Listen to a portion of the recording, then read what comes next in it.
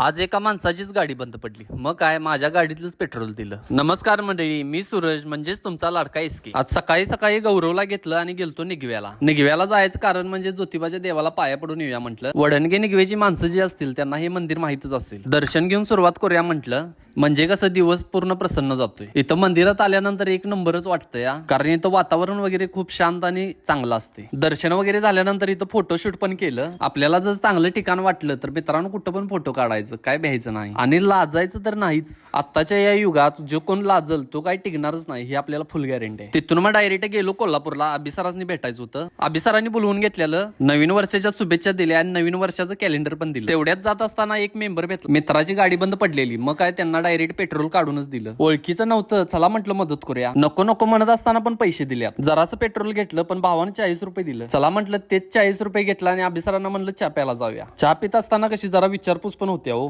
अशा प्रमाणे आजचा दिवस गेला. तर मित्रांनो, अशाच व्हिडिओसाठी नक्की मला फॉलो करा. थँक्यू.